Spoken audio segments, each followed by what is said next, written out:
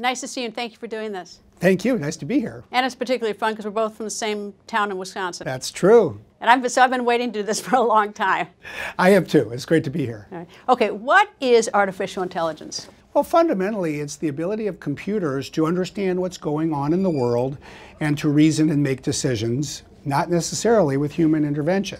So you can think of it as the ability of computers to see, the ability of computers to hear, to match patterns, to reason with more data, and ultimately decide. You think about what it would mean to have an autonomous vehicle. Well, obviously that's mostly a computer driving a car, being able to visually understand what's going on around the world, in it, and see a red light, know that it stops, see the light go green, and know that it should go. And then you magnify that many times in terms of the kinds of decisions that computers potentially could make. So we have artificial intelligence now. Is that a form of artificial intelligence? We do have artificial intelligence. It's really actually around us in pieces, and I think that's one of the important things to recognize. You don't have to deploy artificial intelligence on a full-blown basis. You might be driving a car already that will have a warning light go out or on, or a sound if it detects a pedestrian walking into the street. If you use Spotify, you may have the playlist that appears every Monday morning that predicts songs that you would like based on songs that you liked a week ago. Netflix does the same thing with films. So we have artificial intelligence. It's part of our lives, but it's going to become much more powerful, more robust, and more ubiquitous. All right. I like cameras. I go onto a camera website, I see a camera, and I look at it and I think, I don't need that camera. I've got enough cameras. It doesn't do anything, so I close it up. A day later, I'm reading some news site, and all of a sudden that camera pops up. And I think, boy, that's odd. That's the same camera I looked at yesterday. 3 days later, it pops up again. Now I buy it. Is that artificial intelligence, that constant targeting me? That is probably more just traditional technology, using cookies, understanding what you looked at. It may be combined with artificial intelligence if it has determined from your prior actions that when you see something 3 or 4 times, you're the kind of shopper who actually changes her mind and says, okay, today I'm going to buy it. But it may or may not have artificial intelligence as part of it. Is artificial intelligence where you have a whole collection of data, all this data that keeps rolling into sort of a central place, and then you have an algorithm that tells what to do with it? Is that artificial intelligence? That is an aspect of artificial intelligence. Certainly one of the things that you could think about is the ability to recognize images, photographs. And that is based on algorithms, basically mathematical formula that enables a computer to detect one image and separate it from another. People who use Facebook, probably using Facebook if they're watching this, that they would be able to use facial recognition to identify their photographs. This is a photograph of you, or that is a photograph of me. They can use it to sort through things. Computers now can tell the difference between the ocean and a mountain, and that is basically on algorithmic work, really going through a mountain of data and ultimately matching patterns and coming to the right conclusion. So I suppose the right conclusion depends on 2 things. One is the data that's supplied is correct and not biased. And number 2, the algorithm doesn't have some sort of biased aspect as to how it evaluates the data. Is that? I think both of those things are true. I mean, there's obviously, as with all things in life, there's additional nuances, and an engineer would say, oh, you guys are talking at the 101 level. But both of the statements that you made, I think, are spot on. So there's some human element in it. It's not totally robotic, futuristic. There's some human element involved. I think that's a good way to think about it. We may entrust computers, if we want, to make certain decisions, but human beings are designing the system, they're collecting the data, they're defining the data set, they're doing the work to help fashion the algorithm. So ultimately, yes, humans are responsible in many, many ways for the output of the computer. Okay, if you're watching Appleton, Wisconsin, our favorite town, how is artificial intelligence going to make your life better? Well, I think that in many ways it's already contributing to our daily lives in ways that we may think about and take for granted or not. It has made computing, it has made using the web more easy. Like I said, if you use Netflix, if you use Spotify, if you drive a car, if you want to have a recording of something that somebody has said, you can now use an app on, say, an iPhone, and it'll transcribe it for you using artificial intelligence. Down the road, it'll spread to more ways. I think ultimately the bigger question that you're asking is, great, tell me something that's not just trivial, that's going to change my life. And I think when we look at things like healthcare, artificial intelligence will probably play a vital role in helping us cure cancer. In fact, given the areas of cancer research where cancer immunotherapy is going, I would say that artificial intelligence is fundamental to humanity's ability to cure cancer. So we're going to see it there. We're going to see it in education. We're going to see it work with our kids in ways that will enable our kids to interact with computers and find more quickly what interests them, spot how they're learning, how they can learn better. So it will permeate, I think, in increasingly important and beneficial ways. All right, I want to talk, that's a good lead into what I want to talk to you about is the Artificial Intelligence for Humanitarian Action. That's Microsoft. What is that? It's a program that we announced today. It's a $40 million commitment. And what we're doing is providing financial assistance, technology, AI and data technology, and expertise to work with nonprofits around the world, as well as the UN and governments, to address 4 big humanitarian needs. The needs of children, the needs of refugees and displaced people, the needs to respond to disasters, and the protection of human rights. And in each of these areas, we think AI can be a game changer. To give you just one example, there was an announcement yesterday with the World Bank. Technology companies are coming together to use data to predict more quickly where there is going to be a famine. And a famine in... Don't we already have something like that? I mean, when I go on television, I turn on the Weather Channel, I realize much less sophisticated, but it says to me that a certain part of the world is not going to have any rain or any water. Don't I already have a little bit of that, and artificial intelligence sort of just, improves it or makes it better or makes, gives me faster information? I think there's something to what you're saying, but the people who have analyzed the outbreak of famine, meaning not just a food shortage, but a food shortage that say nonprofits were not able to meet, resulting in actual starvation, it turns out that there's 8 or 10 different variables that contribute to it. And so once you get into the world of trying to analyze multiple things simultaneously, you do find yourself in a sphere where computers actually can be of fundamental assistance. But I think as with all things, progress is incremental. We're not actually going from, oh, we can't think about this at all, to now it's being solved. This is going to help groups that actually have a lot of expertise in addressing many fundamental problems do it better.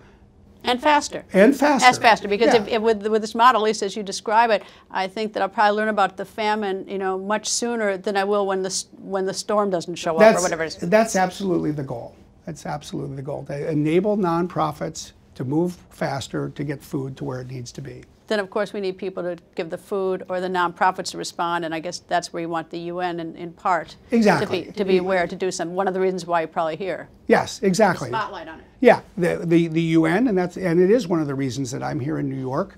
Another program that we announced today is a partnership with UNICEF. There's 75 million kids and young people who basically have lost their opportunity to learn, because they've migrated across a border, they've been forcibly displaced, they're often in refugee camps, they don't have the same access to educational resources, they may be in a place where people don't speak the language that they speak.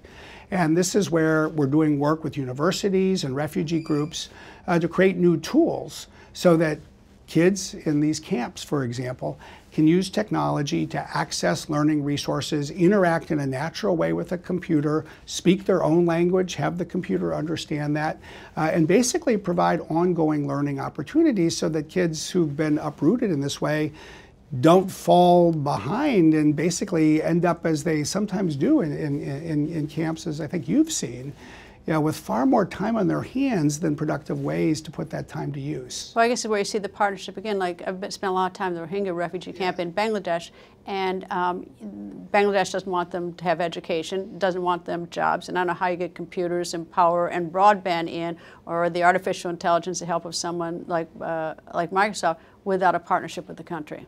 We absolutely need to partner with governments around the world, with relief organizations, with the Red Cross, with other nonprofits. And we are designing computing so that it can go to places that don't have broadband connections for this purpose. But nonetheless, you're right, you've got to have electricity, you've got to have power. It's where we're also sort of, I think, asking the world, to find more empathy for the needs of these refugee populations, especially when you do have these large-scale camps that in many countries, local governments have not necessarily been so supportive of helping. One of the things I often hear when I go to refugee camps is people back here in the United States say, well, why don't you help us? We need help. I recognize that you're doing a lot of work in Green Bay, Microsoft. You are helping things all around the United States. But when people hear that you're helping with artificial intelligence and the focus is on a solution for like refugee camps or migrants or famines in sub-Sahara or wherever, I mean, how do you explain to them that that's really important? Well, we believe that we need to basically be serving people everywhere. The company's mission is to help empower every person on the planet. And so, it could be in Bangladesh, it could be in Kenya, but it is also in rural counties across the United States that don't have access to broadband today. We've launched a national initiative to bring broadband connectivity to 2 million people in rural counties by 2022. We're pushing for a national strategy to eliminate the broadband gap in the United States. We think of broadband as basically being the electricity of the 21st century. And I don't think anyone in America would wake up feeling good about having 25 million Americans lacking electricity.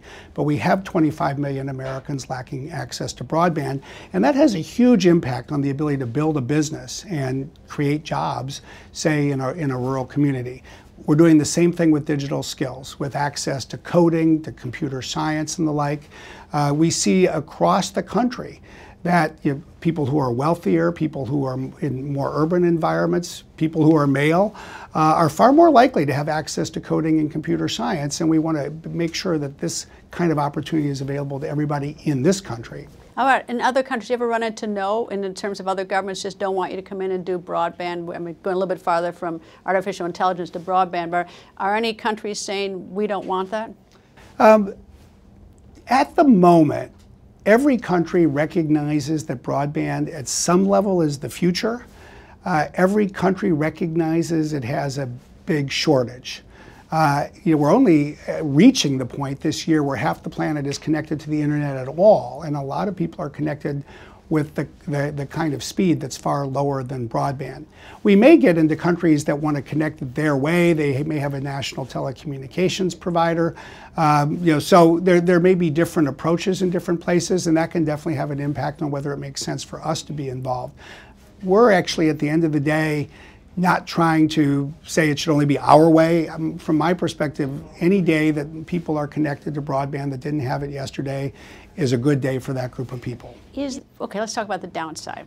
I mean, it can't all be perfect. I mean, one thing I think of, and maybe part of my age, is that I don't want to be in some train station and have it scanning for my pictures and get my picture in a crowd. On the other hand, though, if there's a child kidnapper in the crowd, I want you to be able to identify the child kidnapper and find the child. So how do you reconcile that, I don't want my privacy invaded, but I also want a helpful tool? Well, first of all, I think you've made a fundamentally important point, and I agree with it wholeheartedly.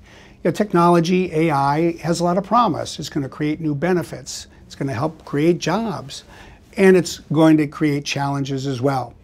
At one level, it'll create jobs and it will destroy jobs as some jobs go away. But more broadly, I think there's a whole host of fundamental ethical questions that this technology raises. And we need to think about them in a broad-minded way. And facial recognition, I think, is to some degree the quintessential example of that in 2018. And I think you captured sort of both sides of the coin. If there's a missing child and your facial recognition with a camera can recognize her while she's going down the street, that's an amazing day for her and her parents.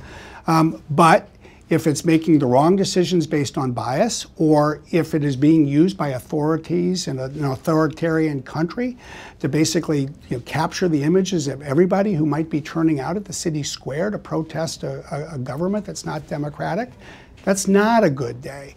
And so ultimately, our view would be that just as no person and no government and no company should be above the law, no technology should be above the law either. We're going to have to create ethical principles and ultimately laws so that societies can decide how they want this technology to be used. I think many Americans think, well, China, uses facial recognition. But on the other hand, we've had problems here in the United States where there's been spying on Americans at post 9/11. We've had the controversy ourselves. So, so even an American can't have, at least I don't think, maybe an American can have full confidence that the government's going to act responsibly in terms of privacy, but I think a lot of people don't feel that way. I think you're right. I mean, in the United States, these issues have sort of gone through waves. There was an era in Watergate and post-Watergate when people had concerns and what kind of files was J. Edgar Hoover and the FBI really collecting, and about who were these files being collected. Certainly in 2013, we had another similar situation when Edward Snowden leaked massive numbers of documents. And that really roiled the tech sector. It led a number of us in the tech sector to take new steps to better secure information. We encrypted all data.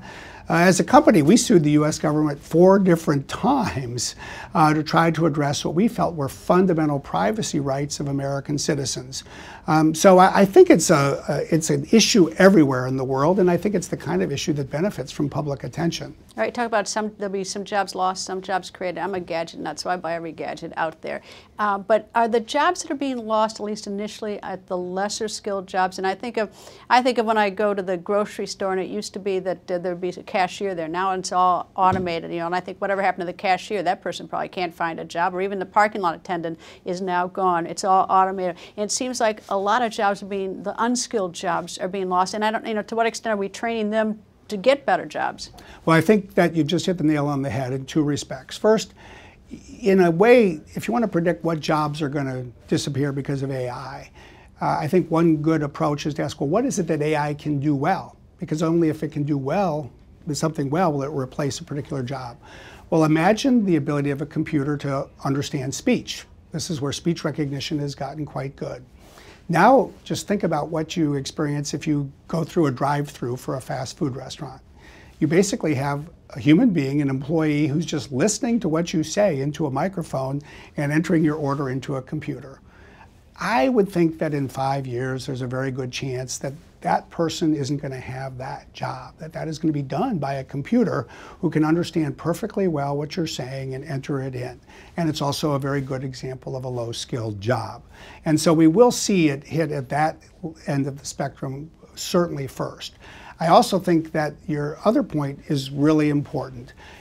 All of this underscores the need for all of us, really fundamentally, to continue to learn new skills.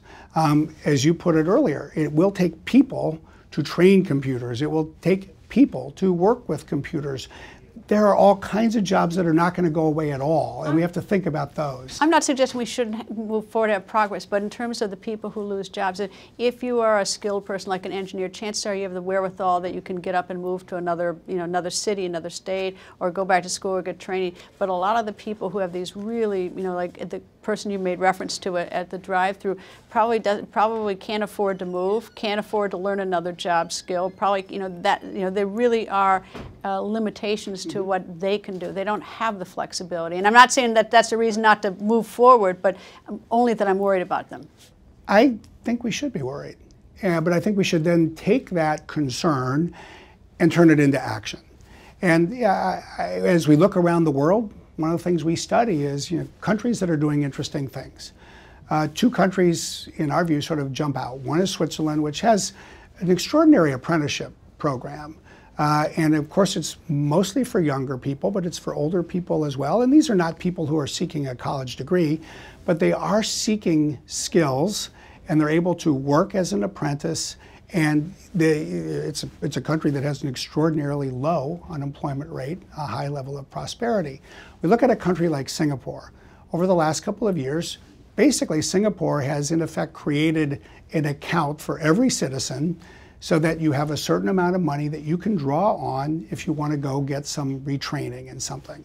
So, neither of those may be exactly right for the United States, for example, but they should, I think, inspire us to expand our horizons and think about what this population will need, because it is a new era and people will need some new things. It seems to have a lot of similarity, at least to me. Maybe I'm simplifying it to the race to the moon. We wanted to do it, we got it there first.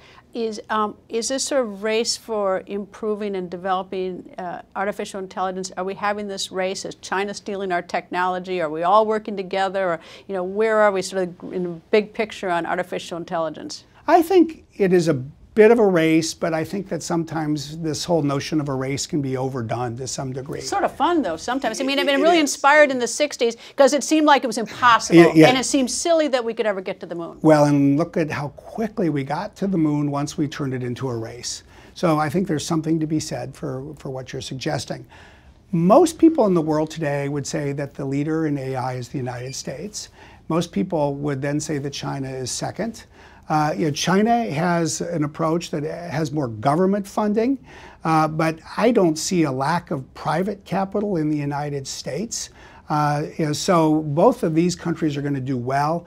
I actually think that we're going to see AI development spread more broadly around the world for the simple reason that if you're an automaker, you better be betting on how to incorporate artificial intelligence into your automobiles. You better bet on how to make a self-driving car.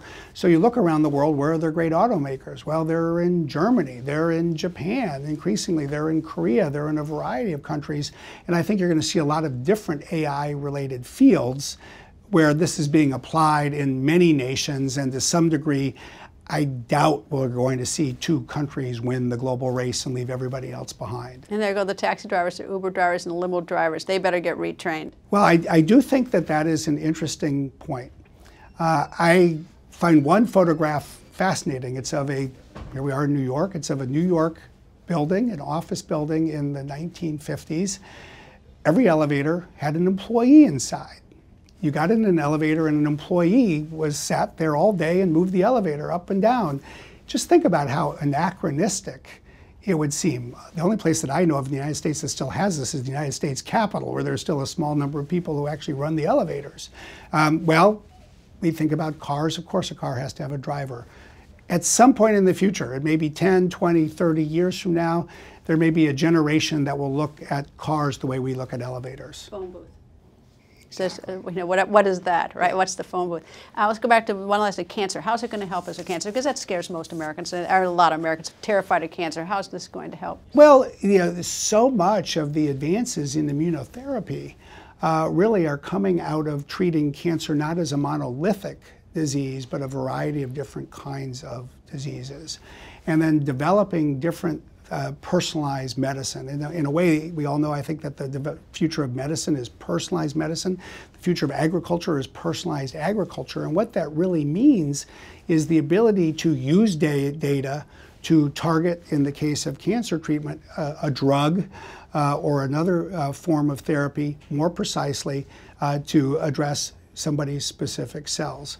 The same is true, say, for farmers, to basically understand a piece of land, understand the soil, understand the conditions, when something should be planted, what should be planted, when should it be harvested. Once you start to think in those terms, you realize, well, wait a second, this is really all about understanding lots of data, isn't it? And it's about using these algorithms, as you were saying, to be able to match patterns, to be able to identify and target treatments. So a lot of the most recent advances in immunotherapy, for example, in the world of cancer treatment, actually are already building on artificial intelligence, and there's every reason to believe that that is going to continue and accelerate. I don't want to be one of those crazy conspiracy people, but do we have to worry about violence and crime and people going rogue with this? I don't think so, but I also think that it underscores why, as we're building this new technology, we need to be grounded in a core set of ethical principles. It's what we're doing with our researchers and developers and engineers. It's what's starting to spread across academia and the tech sector. The time to wake up to the ethical importance of what we're doing is not after things go wrong and somebody goes rogue. It's before bad things happen. And it's pretty exciting, all this artificial intelligence. You have to admit, it's exciting. It is exciting. It is exciting. It is fun. It's to see what we can do. It's a new world. Although it may take away things from us. We may not have to think so much anymore. Well, I hope not. I think that there's a level of creativity that human beings uniquely have been able to bring to bear. And that ability to connect two dots that don't have a logical relationship with each other, that's also fundamentally important, whether you're talking about invention or literature or music or just about anything else. Thank you very much for talking to me. Thank you. I've been waiting for this for a long time. Thank you. It's fun to be here. Thank you.